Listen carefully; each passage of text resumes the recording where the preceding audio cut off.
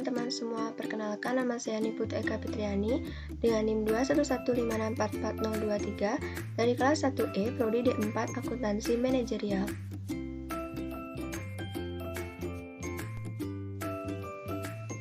Baik, pada presentasi kali ini saya akan membahas mengenai jenis dan bentuk badan usaha.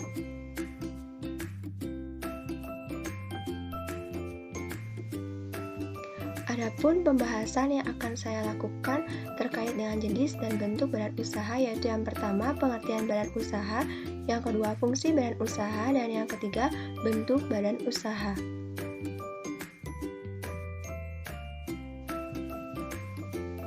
Yang pertama adalah pengertian badan usaha. Jadi, badan usaha itu adalah suatu kesatuan yuridis dan ekonomis dari faktor-faktor produksi di mana bertujuan untuk mencari laba atau keuntungan serta memberi layanan kepada masyarakat. Mengapa badan usaha disebut sebagai kesatuan yuridis? Karena badan usaha umumnya berbadan hukum. Sedangkan, mengapa disebut sebagai kesatuan ekonomis? Karena mengkombinasikan faktor produksi untuk memperoleh laba.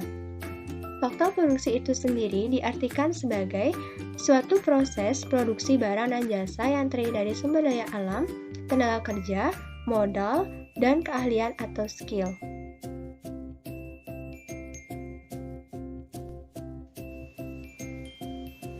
Banyak yang mengira bahwa perusahaan dan badan usaha itu sama. Namun, pada umumnya perusahaan dan badan usaha itu memiliki perbedaan.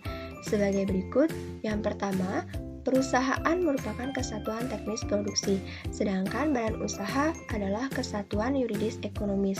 Yang kedua, perusahaan menghasilkan barang dan jasa, sedangkan badan usaha mencari laba atau keuntungan. Yang ketiga, perusahaan tidak selalu bersifat resmi atau formal, sedangkan badan usaha bersifat resmi atau formal. Yang keempat, perusahaan bersifat konkret atau nyata, seperti contoh pabrik, toko, dan bengkel, sedangkan badan usaha bersifat abstrak yang hanya dapat dilihat pada akte pendirian. Walaupun berbeda, perusahaan dan badan usaha memiliki kaitan yang sangat erat, di mana untuk mencapai tujuannya dalam memperoleh laba atau keuntungan. Jadi, badan usaha menggunakan perusahaan sebagai alat untuk mencapai tujuan yang diinginkan.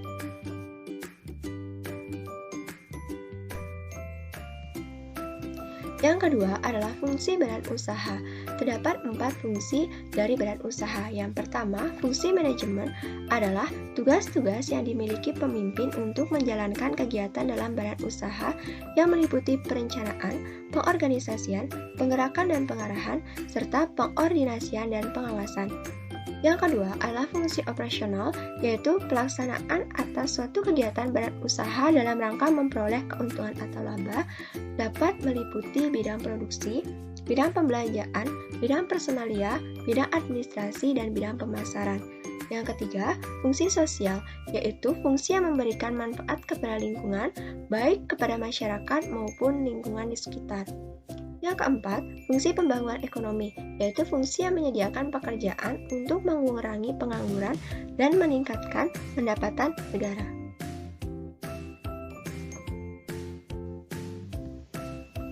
Yang ketiga adalah bentuk badan usaha. Jadi di sini digolongkan ke dalam 3 bentuk badan usaha. Yang pertama, bentuk badan usaha berdasarkan lapangan usaha. Yang kedua, bentuk badan usaha berdasarkan kepemilikan modal. Dan yang ketiga, bentuk badan usaha berdasarkan badan hukum.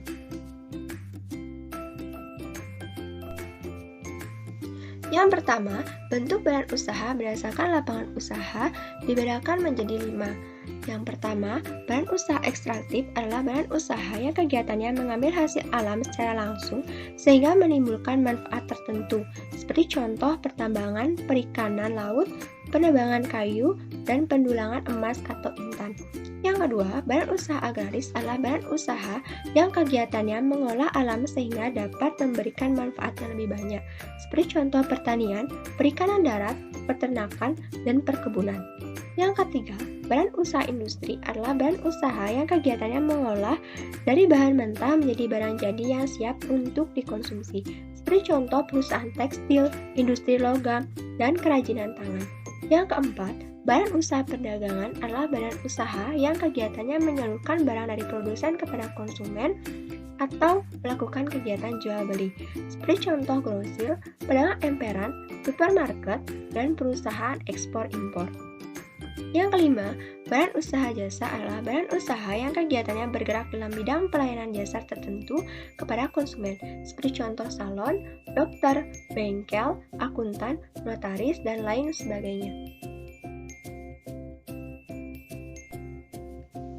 Yang kedua adalah badan usaha berdasarkan kepemilikan modal yang dapat dibedakan menjadi 4. Yang pertama, badan usaha milik swasta atau BUMS adalah badan usaha yang seluruh modalnya dimiliki oleh swasta yang dapat berbentuk perseorangan maupun persekutuan, seperti contoh PT Pupuk Kaltim, PT Krakatau Steel, PT Aneka Elektrindo Nusantara, PT Holcim, PT Union Metal, dan PT XL Asyata Tbk.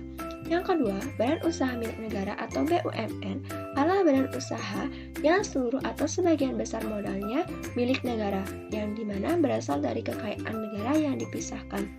Seperti contoh Pertamina, PT Kereta Api Indonesia, Perusahaan Listrik Negara, Perum Jasa Marga, Perum Pos, Giro, dan Telekomunikasi.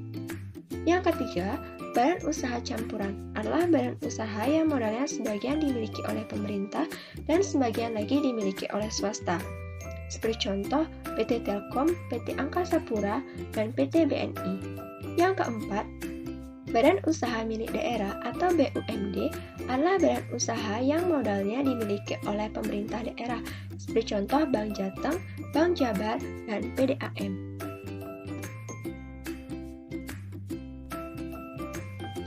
Yang ketiga adalah badan usaha berdasarkan bentuk badan hukum yang dibedakan menjadi 6.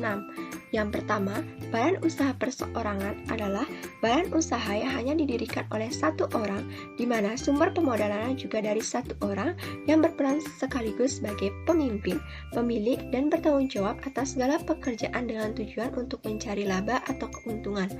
Yang kedua adalah firma atau FA, badan usaha yang didirikan oleh 2 orang atau lebih, di mana setiap anggota bertanggung jawab penuh atas perusahaan. Modal firma berasal dari anggota pendiri firma itu sendiri.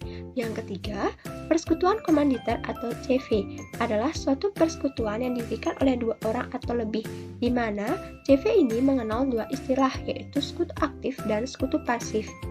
Sekutu aktif adalah anggota yang memimpin atau menjalankan perusahaan dan bertanggung jawab penuh atas utang-utang perusahaan.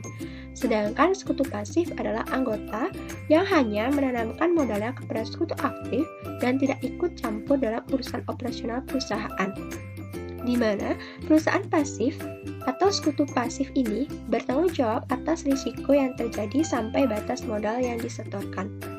Yang keempat adalah persetoran terbatas atau PT, yaitu persekutuan untuk menjalankan usaha yang memiliki modal terdiri dari saham-saham yang pemiliknya memiliki bagian sebanyak saham yang dimiliki. Oleh sebab itu, modalnya terdiri dari saham-saham yang dapat diperjualbelikan, sehingga perubahan kepemilikan perusahaan dapat dilakukan tanpa perlu membubarkan perusahaan tersebut. Yang kelima, koperasi adalah badan usaha yang beranggotakan orang-orang atau badan-badan hukum koperasi dengan melandaskan kegiatannya berdasarkan prinsip koperasi. Dan yang keenam adalah yayasan, yaitu badan hukum yang terdiri atas kekayaan yang dipisahkan dan diperuntukkan dalam mencapai tujuan tertentu di bidang sosial, keagamaan, dan kemanusiaan yang tidak mempunyai anggota, di mana kekayaan yayasan dapat diperoleh dari sumbangan, wakaf, hibah, dan perolehan orang lain yang tidak bertentangan dengan peraturan perundang-undangan yang berlaku.